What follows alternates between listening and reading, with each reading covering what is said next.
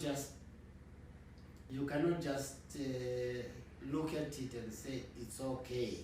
You've got to compare prices all the time so that you stay competitive.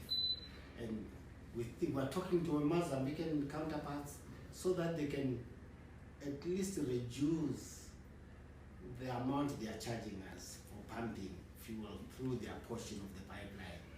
And what cost is that? Can you just give us in terms of figures so that people understand how much does it cost for us to pump a liter of diesel from Mozambique to Zimbabwe? I don't have those costs with me right now, but I can obtain them for you. Okay. So your role is basically to pump the fuel and store it. Yes. And you've got no control as in terms of what happens in the market and how that fuel is moved from your Masasa depot. No, once you pay the levies and the taxes and you pay for that fuel, we release it immediately. But I don't think from a security point of view, that's a good situation. I think government should have a big chunk of the market. So we slowly think that it's important for us to actually be players within the market so that we can stabilize the prices. But you were once players. How did you get out? Because you used to have service stations, now petrol trade, I'm sure. Yes, that's now a legacy issue. But we're discussing so that as government we have got 40% or at least 40% of the market. Do you think this is this not the problem that government is becoming a major player in most of these areas, but it doesn't have the resources to quite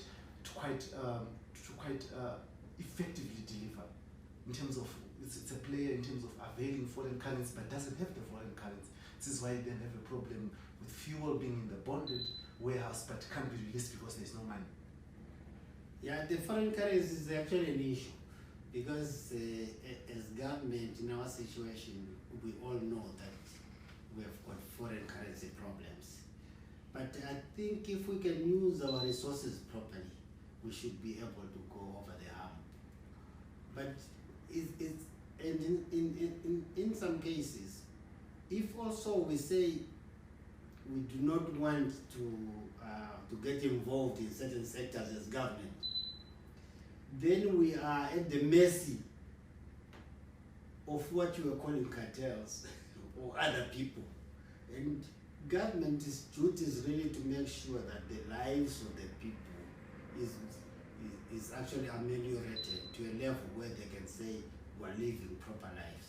But are they living proper lives at the moment with the sort of queues that you see, and also the transport crisis that you see in the country because of fuel shortage? Yes, we do have a transport crisis, we do have queues, but I can assure you that in the next couple of weeks, these queues will be able to disappear as long as our pricing structure is actually looked at and addressed, which are part of the economic reforms, which you keep referring to the pricing structure. Are we looking at a fuel hike anytime soon?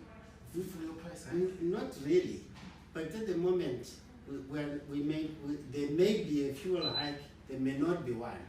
But the problem is the disparity between what you buy for fuel yourself and what is being sold in the black market.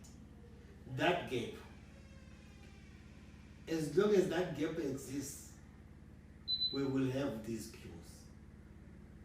Because why should a guy who is actually motivated by profit and profit alone, not to serve people, sell at the gazetted price? They always want to optimize, maximum their profit by selling at the black market rate. So we need now to come up with economic strategies to address that problem. Who are the biggest suppliers of fuel in Zimbabwe?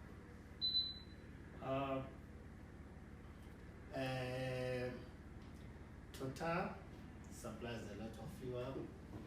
There's a company called Puma. They also supply a lot of fuel. Total and Atosa and then there's